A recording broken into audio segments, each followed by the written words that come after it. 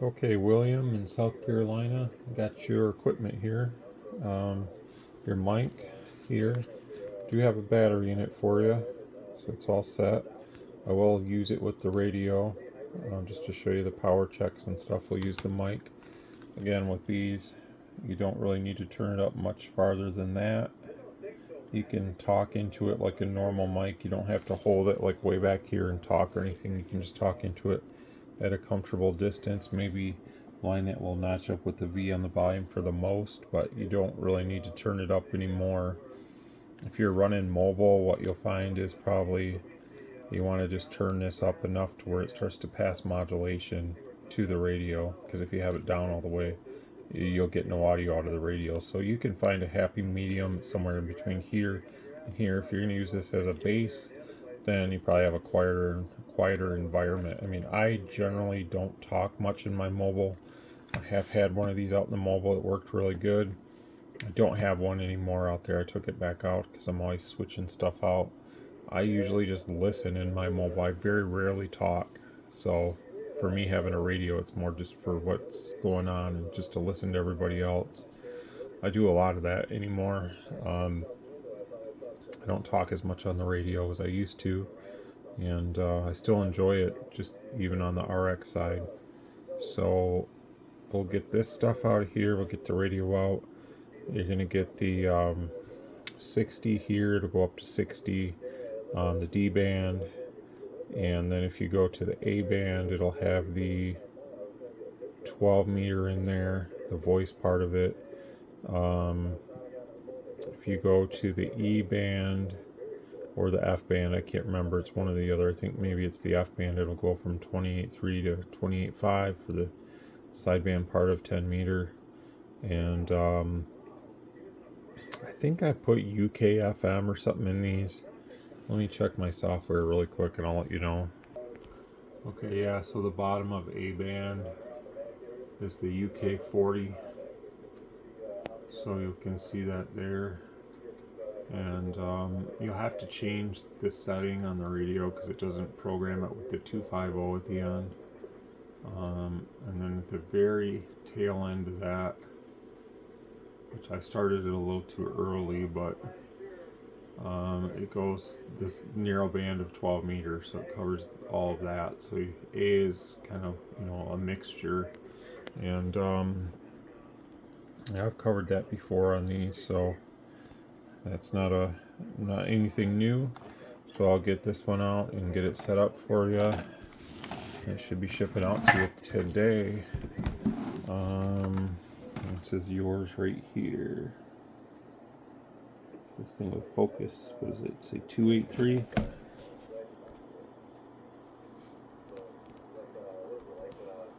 Oh man, phone needs another cup of coffee or something. It just doesn't want to focus on that.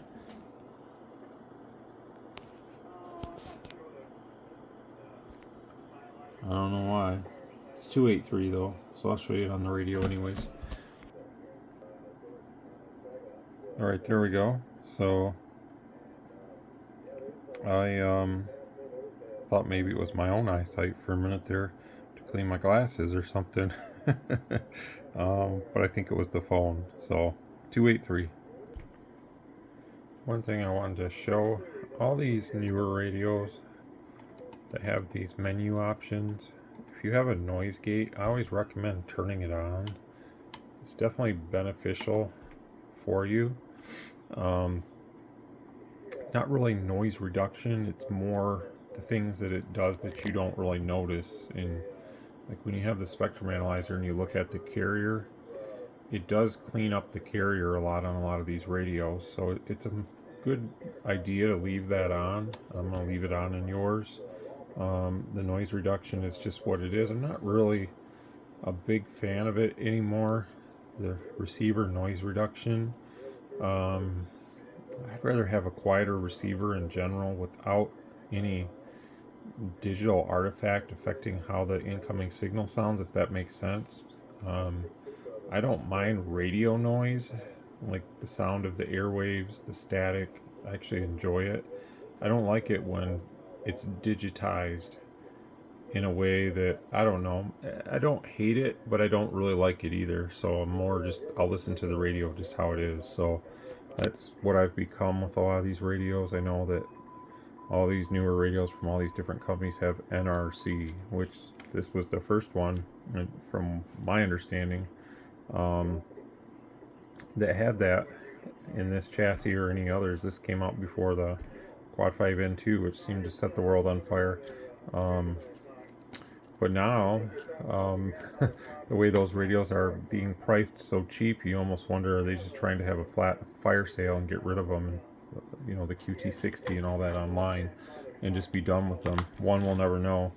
But, you know, companies don't lower prices to the extent that they have to basically continue to sell like that. I think they want to sell out and probably be done with them. I don't know. But these are going to stay around. They're working on some changes for it for a new model. I don't know when that'll happen, but there are some things in the works, so we'll see what happens in the future. I've also asked them if they could possibly talk to the factory that makes these mics and maybe incorporate them with a channel up and channel down option in the mic standard, which can be a little different because, you know, people use these on all different types of radios. They have 6-pin variant, they have a 4-pin variant. So you would have to take the most popular, which would probably, for the 6-pin, would be your President pinout, and they could do that where it would work on President radios with up and down and stuff. And then probably for 4-pin, it would be for this radio, and therefore it would go really good together because the factory mic does have a channel up, channel down option. So anyways, I'm going to finish up and show you the power and whatnot in a minute. Alright, here's the FM modulation. So we're going to turn it up to about 4.1 kilohertz.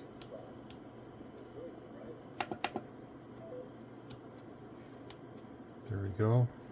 I hope that the guys that watch the channel that are also ham radio guys have been taking advantage of the bands that are close to where I live in Michigan anyways. The bands, the upper bands during the daytime have been outstanding.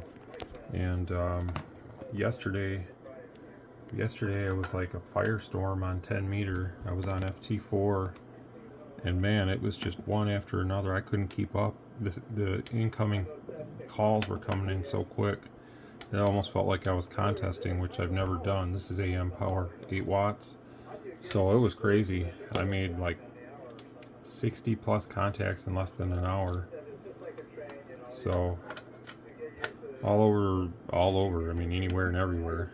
Europe, South America, Caribbean islands, USA, Canada, Mexico. It was crazy. So, and then this morning, I just got my wire antenna back up last week, so this was actually the first opportunity this morning in the early hours of the morning. This is low power AM, that I was actually able to you know, do that. So I did some 80 and 60 and 30 and 40 all over the place. So I was on pretty much every band, all kinds of contacts. So pretty fun. Let's do the modulation on AM. Just 1 second here. I want to take a look at something. I had to turn up my sample from this meter. You can see what happens. I was like, wait a minute, what's going on here? Watch. See the frequency counter? If I turn that down, see how we lose signal. So we're attenuating it too much. So there we go. These are cool meters for what they are, with the sample built in them. But I have other samples. I'm sampling like 3 different ways. So, but the sample for the counter is here, which is this. Let's do the audio now. 75% on low is too low. So bump that up to about 98, which is good. Quick and easy. Bring that reference up so we can see it a little bit better. It's good. Here's the scope. It's set up in fast mode, so but it's run that. You can see it's really nice. These are like, they come out like clockwork, so really good. Little AM radio.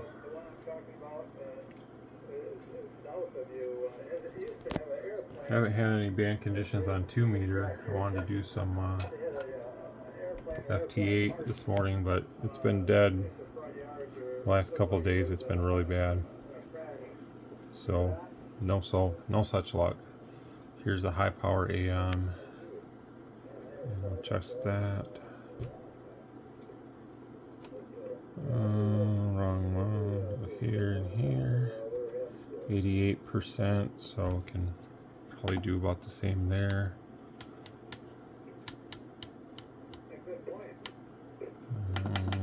See where we can take that. 98%, let's say. That looks pretty good. Let me run this again, see where we're looking. It's pretty good. I don't need to slow it down and all that. I can definitely see what I'm doing here just from what I see here. So let's try to turn it up just a little bit more.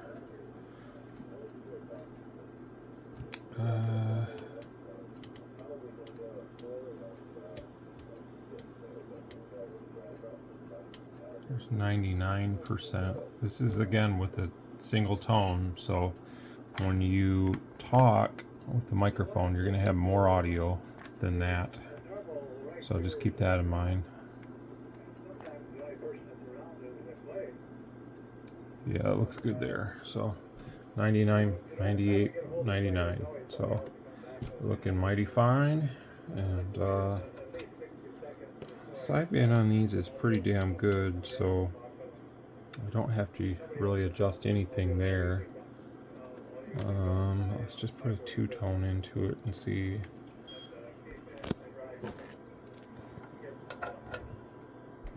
How that looks really quick. And let's run the scope.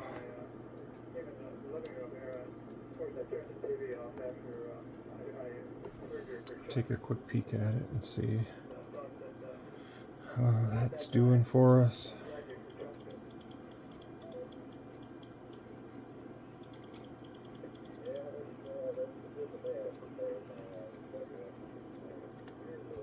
It's 24, so that's, there's no need to adjust anything there. That's awesome.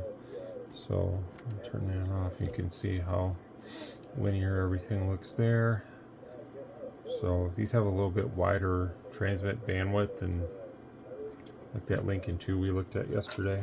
A little bit different because this is using the standard tones, so it does look a little bit different.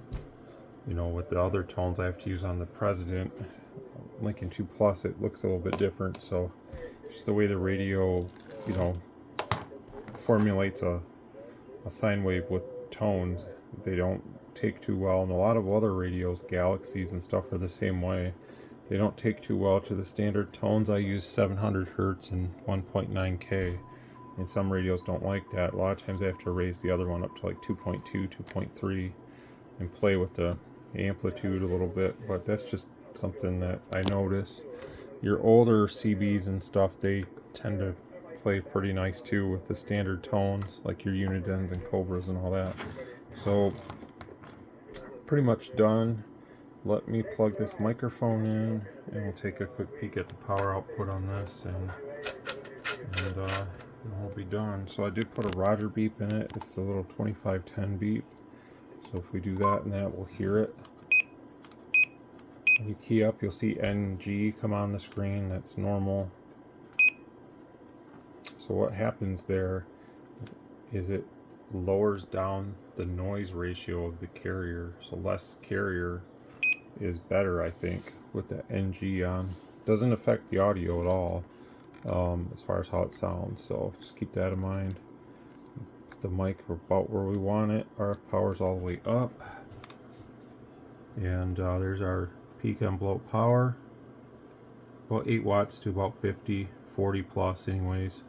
High 40s, almost 50.